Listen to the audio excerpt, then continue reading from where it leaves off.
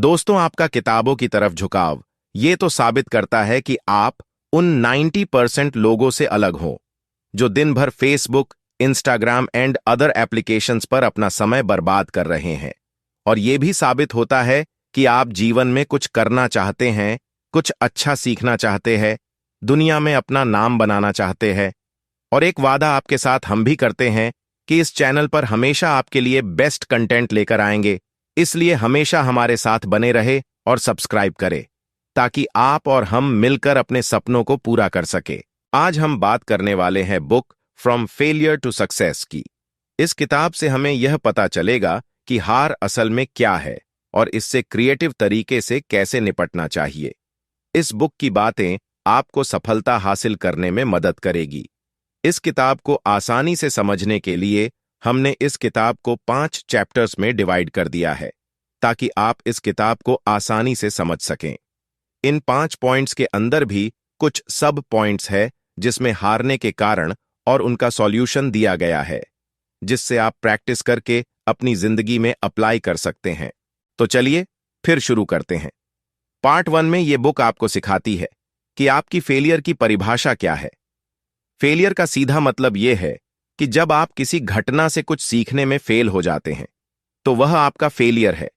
अगर आप लगातार अपने कंफर्ट जोन से बाहर निकलते हैं और नई चीजों को अपनाते हैं या आजमाते हैं तो आप हमेशा कुछ नया सीखेंगे और यह आपको मजबूत बनाएगा और आपके अपने लॉन्ग टर्म गोल्स को हासिल करने में मदद करेगा। इसी तरह पार्ट 2 में ये बुक आपको सिखाती है कि 7 तरह के फेलियर कौन कौन से होते हैं और उन्हें कैसे संभालना चाहिए। फेलियर 1 है एक फेलियर से डील करना जिसे आप रोक नहीं सकते। इसे बेहतर तरीके से संभालने के लिए आप बहुत कुछ कर सकते हैं। सबसे पावरफुल अप्रोच है स्टोसिज्म, यानी कि वैराग्य की फिलॉसफी। मतलब अगर कुछ आपके कंट्रोल से बाहर हैं तो आपको इसे स्वीकार करने और आगे बढ़ने की जरूरत है। इसको सॉल्व करने के लिए एक एक्सरसाइज बताई गई है कि अनकंफर्टेबल बदलाव को स्वीकार करें। अपनी भावनाओं को न टालते हुए जानबूझकर अनकंफर्टेबल बदलाव को अपनाने का अभ्यास करें और खुद को याद दिलाएं कि कुछ चीजें हैं जो आपके बस से नहीं हो सकती हैं। दूसरी एक्सरसाइज बताई गई है कि याद रखें कि सब कुछ टेम्पोरेरी है। इस सच को अपनाने से आपको 2 तरह से मदद मिल सकती है। आप चीजों को हल्के में लेना बंद कर देंगे और उन्हें बनाए रखने के लिए ज्यादा कोशिश करेंगे और आप चोट से डील करने में बेहतर हो जाएंगे। दूसरी तरह का फेलियर है अनरियल उम्मीदों के कारण होने वाला फेलियर। कुछ लोग एक ऐसे चक्र में फंस जाते हैं जिसमें वे बिना मतलब के उम्मीद रखते हैं और फेल होते हैं। फिर से कोशिश करते हैं और जो कुछ भी हासिल कर सकते हैं उसके साथ अनरियल होने के कारण फिर से फेल हो जाते हैं। इस फेलियर को होने से रोकने के लिए उपाय है कि गोल तय करने से पहले सही तरह रिसर्च करनी चाहिए। बेवकूफी अनरियल उम्मीदों की होती है जो आपको फेलियर की तरफ ले जाती है। जब आप नए हो तो सावधान रहे, स्वीकार करे कि चीजें शायद ही कभी प्लानिंग के मुताबिक होती हैं। आपको अपने गोल तक पहुंचने में आपकी उम्मीद से ज्यादा समय भी लग सकता है और आप शायद कम समय में जो हासिल कर सकते हैं उसे कम आंकेंगे, इसलिए सब्र रखें। तीसरी तरह का फेलियर है ध्यान की कमी के कारण फेलियर। जब भी आप कई अलग अलग गोल्स पर अपना ध्यान लगाते हैं तो आप अपने परफॉर्मेंस में रुकावट डालेंगे। ये आपको तेजी से फेलियर की ओर ले जाएगा, क्योंकि कम जरूरी ऑब्जेक्टिव्स को छोड़े बिना जरूरी गोल्स तक पहुंचना इम्पॉसिबल है। इस तरह की फेलियर से बचने के लिए बड़ी गोल्स को प्रायोरिटी दें और अपनी ज्यादातर स्ट्रैटेजी उन्हें पूरा करने में लगाए। सफलता के लिए अपना ध्यान सीमित करना जरूरी है। बोरियत को गले लगाएं और उन चीजों से चिपके रहें जो आपके लिए अच्छा काम कर रही है, भले ही वे अब उतनी रोमांचक न हों जितनी शुरुआत में थी। इसके लिए एक्सरसाइज है एक्सट्रीम फोकस पर ध्यान दें। उस गोल पर ध्यान दें जिस तक आप पहुंचना चाहते हैं। चौथा फेलियर है डर से प्रेरित फेलियर। यह फेलियर डर से ही ड्राइव होता है। इसे अनजान डर, रिजेक्शन का डर, अपनी पहचान खोने का डर और रिश्ते खोने के डर में बांटा जा सकता है। अनजान डर और रिजेक्शन के डर से निपटने के दौरान इसे रोकने का तरीका यह है कि आप अपने आप को उन मुश्किल और अनकंफर्टेबल कंडीशंस में डालें जिनमें आप रिजेक्शन का सामना करते हैं। जितनी बार आप इसे करेंगे, आप इसके साथ उतने ही फ्रेंडली होते जाएंगे। जब आप अपनी पहचान खोने के डर से फेल हो जाते हैं, तो ऐसा इसलिए होता है क्योंकि आपकी जिंदगी के कुछ नेगेटिव पहलू होते हैं जिनका कारण आप खुद को मानते हैं। अगर आप मोटापे, गरीबी, शर्मिलापन या किसी और नेगेटिव लक्षण को अपनी पहचान का हिस्सा मानते हैं, तो उन्हें बाहर फेंकना डरावना और इनकन्वीनियंट है। लेकिन आपको महसूस करना होगा कि जिंदगी ही विकास है। जितनी जल्दी आप उन बुरी चीजों से छुटकारा पा लेंगे, आपकी जिंदगी उतनी ही बेहतर हो जाएगी। आखिर में, लोगों को डर है कि जब वे काम करना शुरू करेंगे या अपने गोल तक पहुंचेंगे, तो वे कनेक्शन खो देंगे। यह डर बेबुनियाद नहीं है। कुछ लोग आपकी कोशिशों को अपने सेल्फ रिस्पेक्ट के लिए खतरा मानेंगे। सबसे अच्छा उपाय है कि आप ऐसे लोगों के साथ रहे जो इस तरह का बिहेव नहीं करते हैं और एक्टिव रूप से आपके गोल तक पहुंचने में आपकी मदद करते हैं। फेलियर नंबर 5 है सेल्फ डाउट के कारण से निपटना। जब किसी इंसान में अपने डर का डटकर सामना करने के लिए सेल्फ कॉन्फिडेंस की कमी होती है या भरोसा नहीं होता कि वे किसी दिए गए गोल को हासिल कर सकते हैं, या एक इंसान के रूप में अपनी वैल्यू पर भरोसा नहीं करते हैं, तो वे अपनी कोशिशों के साथ कॉम्प्रोमाइज करने लगते हैं।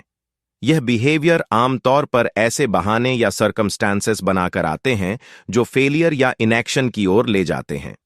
एग्जाम्पल के लिए, एक इंसान अनजाने में किसी वजह से देर से जागना पसंद करेगा ताकि वे जॉब के इंटरव्यू के दौरान थका हुआ दिख सके और सफलता की पॉसिबिलिटी कम कर सके।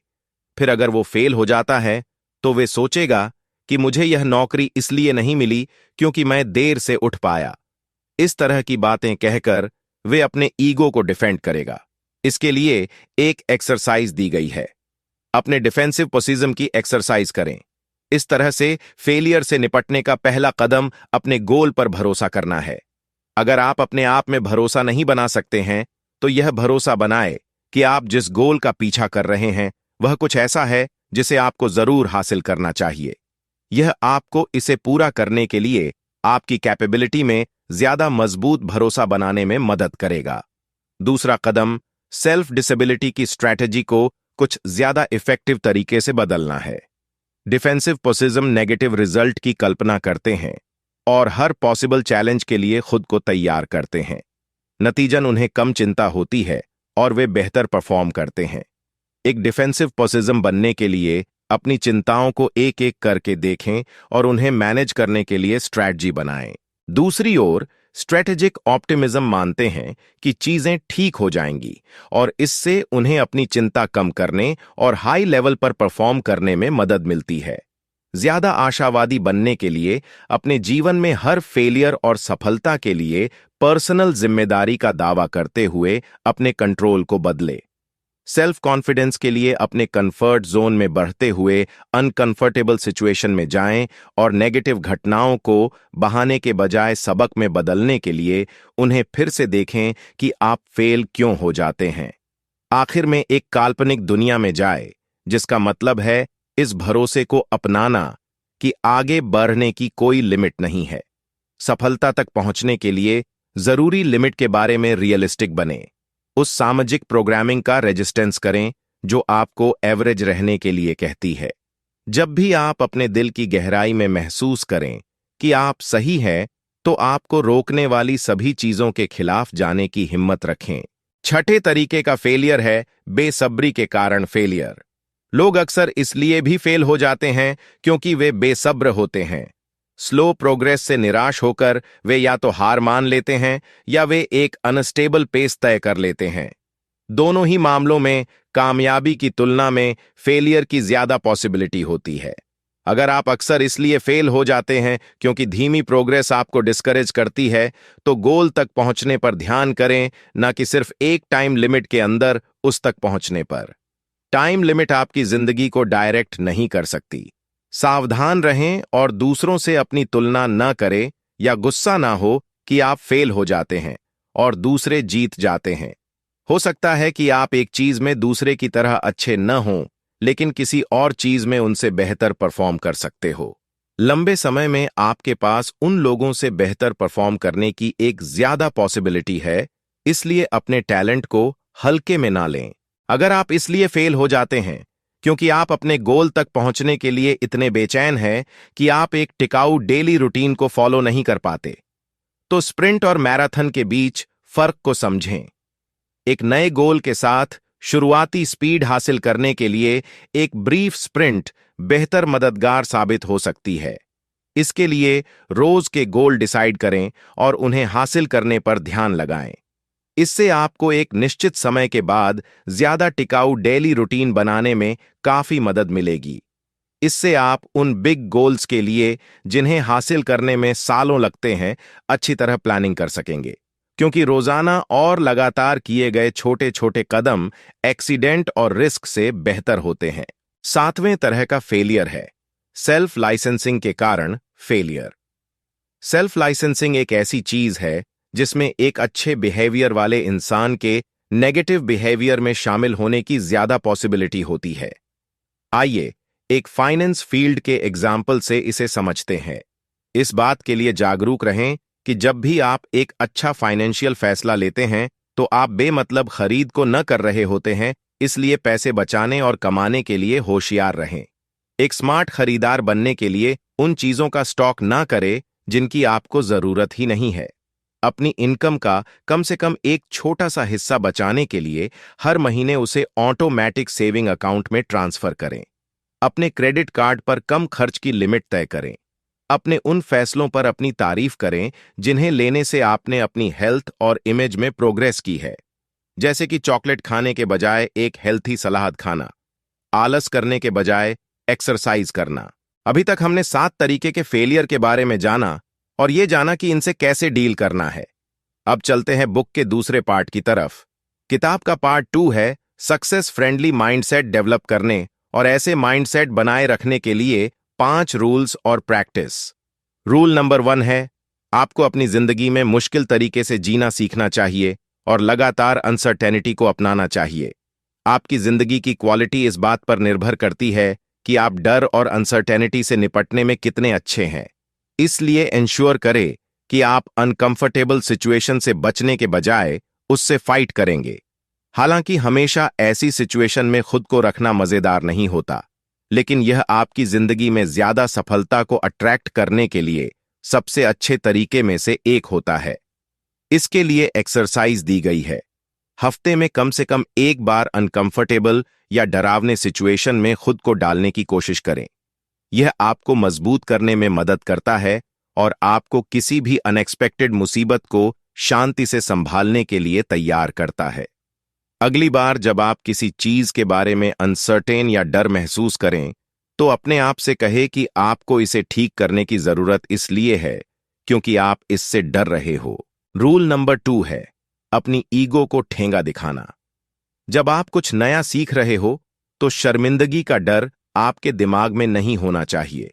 अगर आप बेवकूफ न बनने के डर से फिर से कोशिश नहीं करते हैं, तो आप असल में एक असफलता की राह पर जा रहे होते हैं। अपने फेलियर को सीरियस ना ले। इसके लिए एक्सरसाइज है कि आप दोबारा कोशिश करें। अगर आप कुछ नया सीखते समय बेवकूफ दिखने से बचकर अपने ईगो को प्रोटेक्ट करते हैं, तो अपने आप को ऐसी कई सिचुएशन में डालें और इस बारे में चिंता करने के बजाय किसी दूसरे आदमी के बारे में सोचें और एक बार फिर से कोशिश करें। रूल 3 है खुद को सफलता के लिए काबिल महसूस करें। अगर आपको भरोसा नहीं है कि आप सफलता के काबिल हैं, तो आप अपनी कोशिशों को बर्बाद कर देंगे। अगर आप अपनी डेवलपमेंट को इसलिए लिमिट करते हैं कि कहीं आपके आगे बढ़ने से दूसरों को कोई तकलीफ न पहुंचे, तो अपने आप को याद दिलाएं कि एक बेहतर इंसान बनने से आपको उनकी मदद करने के लिए ज्यादा रिसोर्सेज मिल सकेंगे। अगर आप अपनी ताकत को नहीं पहचानते, तो अपनी इंस्पिरेशन, स्ट्रेंथ, रिलेशनशिप और बाकी अच्छाइयों की एक लिस्ट बना लें जो आपके गोल को हासिल करने में आपकी मदद कर सके। फिर उन पिछली सिचुएशन के बारे में सोचें जिन्हें आपने सॉल्व किया है और उनके लिए थैंकफुल रहे। ऐसा करने से आप महसूस करेंगे कि आप कामयाब बनने के लायक हैं। इसके लिए किताब में एक एक्सरसाइज दी गई है जिसका नाम है संसाधनों के लिए खनन। इसमें 3 बहुत असरदार सवाल दिए गए हैं जो आपको अपनी ताकत को पहचानने में मदद करेंगे और आपके दिमाग को ज्यादा क्रिएटिव तरीके से सोचने का आदेश देंगे। पहला है, अपने आप से पूछें, क्या कारण है कि यह आपके लिए इतना जरूरी है कि आप अपने लक्ष्य को हासिल करें? इस सवाल का जवाब लिखने में जरूरी समय ले। आपके रीजन जितने मजबूत होंगे, आपने सेल्फ कॉन्फिडेंस को उतना ही बढ़ावा मिलेगा। अगला सवाल है, आपकी यूनिक स्ट्रेंथ या रिसोर्स क्या है जो आपको अपने गोल तक पहुंचने में मदद करेंगे? इसमें पर्सनल स्किल्स और क्वालिटी के साथ साथ बाकी रिसोर्सेज जो आपके ऑब्जेक्टिव्स को हासिल करने में मदद कर सकते हैं, उन्हें लिखें। आपने अपने पिछले गोल को हासिल करने के लिए अपनी ताकत या रिसोर्सेज का इस्तेमाल कब और कैसे किया, उसके रीजन की लिस्ट बनाने के बाद आप मजबूत क्यों महसूस कर रहे हैं, इसके जवाब में इस तरह की बातें लिख सकते हैं कि आप एक प्यार करने वाले व्यक्ति हैं, आप समय के पाबंद हैं, आपके पास ईमानदारी है और आप एजुकेशन को इंपॉर्टेंस देते हैं, या आप हाई थिंकिंग रखते हैं। इससे आप अपने सच्चे अंदरूनी सेल्फ कॉन्फिडेंस को हासिल कर सकेंगे। जब भी आपको अपने गोल्स पर शक हो, तो अपनी लिस्ट को फिर से तब रीड करें जब तक कि आप दोबारा से कॉन्फिडेंट न महसूस करने लगे। रूल नंबर 4 है कि आपको अपनी हर सक्सेस और फेलियर के लिए पर्सनल जिम्मेदारी लेनी होगी। ये सभी सक्सेसफुल लोगों द्वारा अपनाई जाने वाली स्पेशलिटी है। अपनी जिम्मेदारी स्वीकार करें, इसके लिए इन 4 स्टेप्स को फॉलो करें।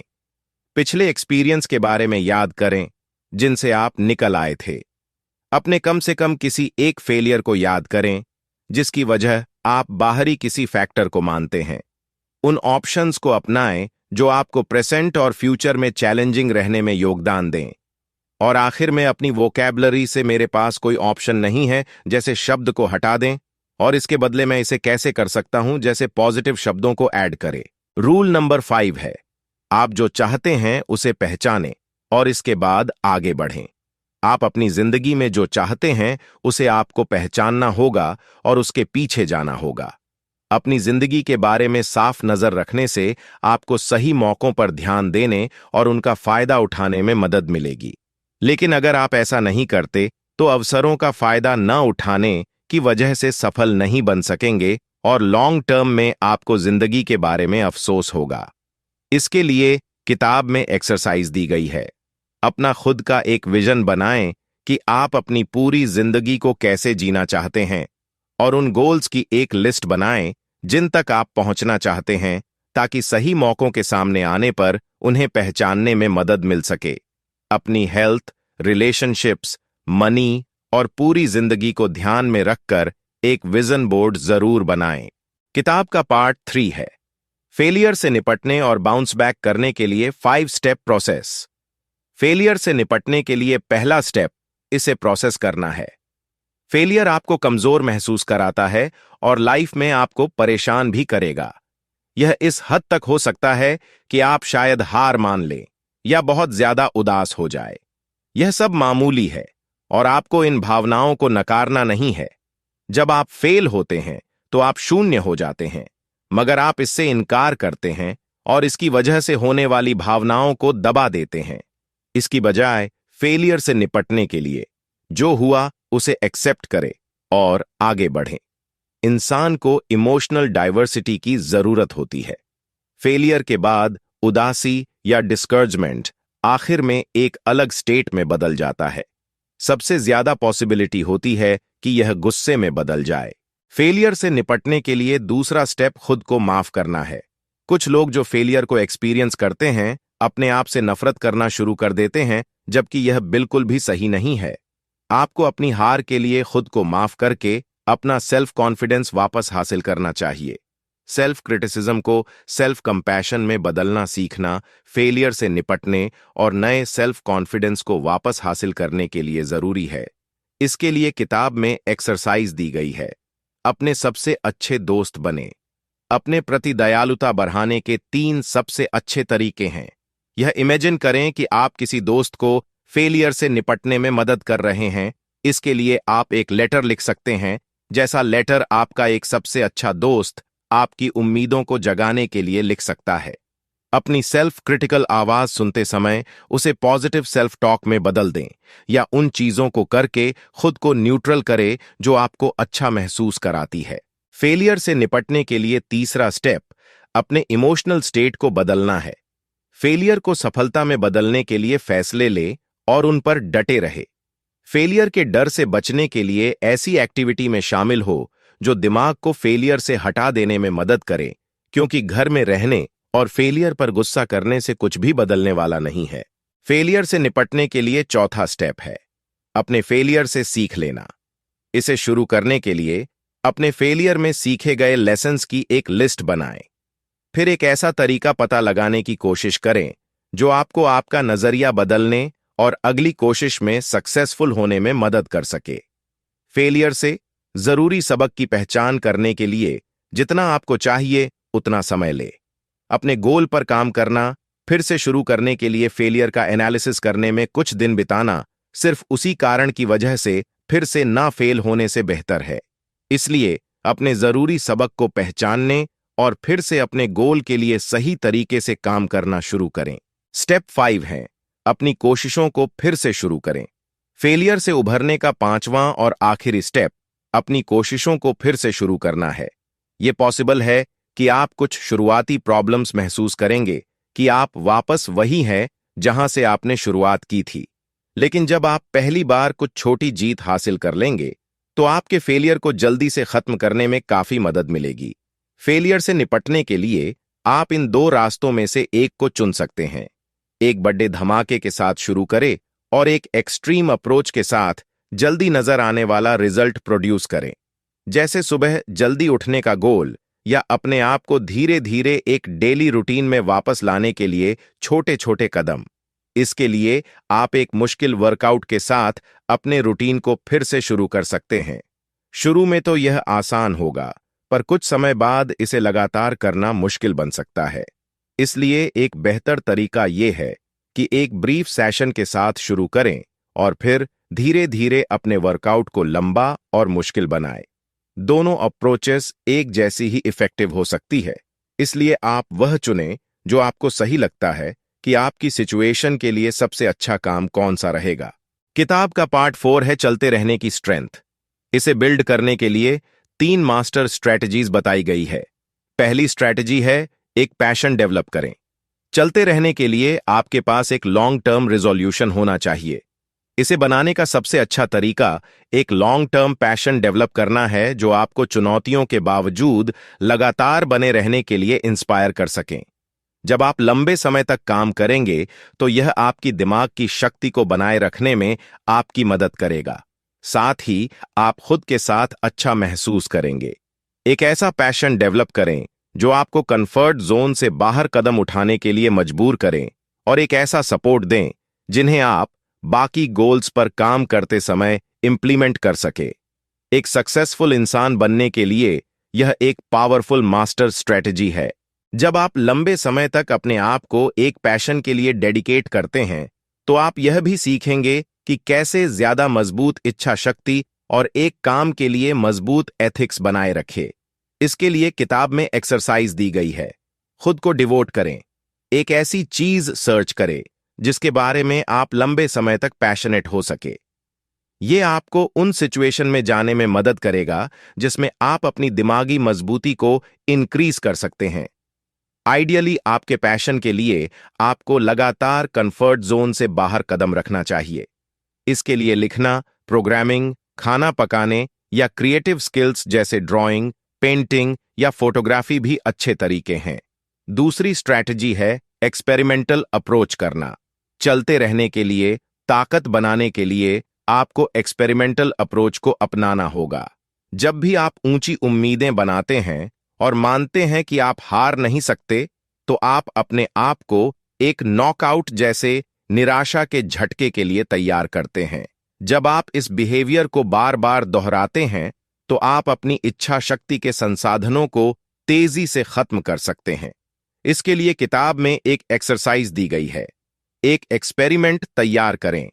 एक सक्सेसफुल एक्सपेरिमेंट करने के लिए एक बजट तैयार करें। रिसोर्सेज के एक स्पेसिफिक अमाउंट को चुनें जिसे आप इसके लिए डेडिकेट करेंगे, चाहे वह पैसा हो, समय हो या एनर्जी हो, और इसे तब तक चलाए जब तक आपको कंक्रीट डाटा न मिल जाए। तीसरी स्ट्रैटेजी है रिजल्ट की परवाह किए बिना वैल्यू को सर्च करना। अक्सर निराश होने का मेन कारण यह है जब आपको लगता है कि आप जो कर रहे हैं वह बेकार है। जब आपको रिजल्ट नहीं मिलता है तो आप निराश हो सकते हैं। यह नॉर्मल है, क्योंकि आखिर कौन कुछ ऐसा करना जारी रखेगा जो बेकार हो। यह लॉजिक अपने आप में समझ में आता है, लेकिन आपकी कोई कोशिश शायद ही बेकार जाती है। यहां तक कि अगर आपको ऐसा लगता है कि आप कोई प्रोग्रेस नहीं कर रहे हैं, तो आप जो कर रहे हैं उसमें लगभग हमेशा कुछ वैल्यू ऐड होना जरूरी होती है। आपको इसकी पहचान करनी चाहिए। पहचान करने से आपको आगे बढ़ने में मदद मिल सकती है। जब आप अपनी कोशिशों को पूरी तरह से समय की बर्बादी मानते हैं, तो आप बिना किसी शक के निराश महसूस करेंगे और आगे बढ़ना नहीं चाहेंगे। कोई भी अपने समय या एनर्जी उन चीजों पर बर्बाद नहीं करना चाहता जो कोई रिजल्ट नहीं देते। इसलिए यह जानना बहुत जरूरी है कि आपकी कोशिशें और उससे मिलने वाले रिजल्ट कीमती है। इसके लिए किताब में एक्सरसाइज दी गई है। वैल्यू के लिए काम करें। जब भी आप अपने आप को यह सोचते हुए देखें कि कुछ पूरी तरह से बेकार था, तो इसे एक्सपीरियंस करने के लिए धन्यवाद करें और निराश होने की बजाय देखें कि आपने अपनी तरफ से क्या वैल्यू दी है। किताब का 5वां पार्ट है हार मानने के 4 कारण। पहला रीजन है अगर यह आपके अनुकूल नहीं है तो इसे ना करें। अगर आप किसी चीज का सिर्फ इसलिए पीछा कर रहे हैं क्योंकि समाज आपको ऐसा करने के लिए कहता है, जैसे कि कॉलेज जाना या किसी जॉब में काम करने के मामले में जिससे आप नफरत करते हैं, आप उन रिसोर्सेज को बर्बाद कर रहे होते हैं जिन्हें आप अपनी जिंदगी में किसी वैल्यूएबल चीज के लिए खर्च कर सकते थे। अगर आप अपने गोल को मुख्य रूप से रोजमर्रा की नेगेटिव भावनाओं से कनेक्ट करते हैं, तो आपको ऐसा नहीं करना चाहिए, क्योंकि ऐसा ऑब्जेक्टिव क्लियरली आपकी पर्सनैलिटी के मुताबिक नहीं होता है। गलत गोल्स पर काम करने से न सिर्फ आप ऑब्जेक्ट को पूरा करने में लगाए गए समय और एनर्जी को खो देते हैं, साथ ही आपको खोए हुए मौकों और मिसमैनेज्ड रिसोर्सेज का भी अफसोस भी होगा। ऐसा करने से आपको कोई फायदा नहीं होने वाला है, बल्कि आप सिर्फ अपने समय और एनर्जी को बर्बाद करेंगे। इसलिए वह चीजें कभी न करें जिन्हें करना आपको पसंद नहीं है। दूसरा रीजन है अगर आप अपने मनचाहे परफॉर्मेंस या अचीवमेंट के लेवल को हासिल नहीं करते हैं, तो हार मान लें। अपना गोल तय करते समय इस बात को डिफाइन करें कि आप अपनी कोशिशों से सैटिस्फाइड महसूस करने के लिए अचीवमेंट के किस लेवल तक पहुंचना चाहते हैं। अगर आपका परफॉर्मेंस अचीवमेंट से कम है, तो या तो अपनी कोशिशों को इंक्रीज करे या आपको हार मान लेनी चाहिए। अगर आप अपने गोल में इन्वेस्ट किए गए सही टाइम और बाकी संसाधनों के बाद भी अपने हासिल किए गए नतीजे से खुश नहीं हैं और आपको सुधार की कोई पॉसिबिलिटी नजर नहीं आ रही, तो ऐसे में आपको कुछ और ऐसा ढूंढना चाहिए जिसमें आप बेहतर है। जब आप अपने हासिल किए गए रिजल्ट से सैटिस्फाइड नहीं होते हैं, तो हार मानने या इसे जारी रखने का फैसला आपकी उम्मीदों को मैनेज करने के लिए आपके सामने आता है। अगर आप अपनी उम्मीदों को कम करके अच्छा महसूस कर सकते हैं, तो रुकने की जरूरत नहीं है, बस चलते रहे। लेकिन अगर आप लो स्टैंडर्ड को स्वीकार करने से इनकार करते हैं, तो इन्हें लीव करना ही बेहतर होता है। ऐसे में अगर आपको ऐसे रिजल्ट नहीं मिलते जिनकी आपने इच्छा की थी, तो आपको हार मान लेनी चाहिए और आगे बढ़ने के लिए कदम बढ़ाने चाहिए। तीसरा रीजन है अगर आप सिर्फ डूबते हुए खर्चों के कारण चल रहे हैं, तो हार मान ले। इकोनॉमिक और बिजनेस में संक कॉस्ट वह कॉस्ट होती है जिसे आप पहले ही खर्च कर चुके हैं और दोबारा हासिल नहीं कर सकते।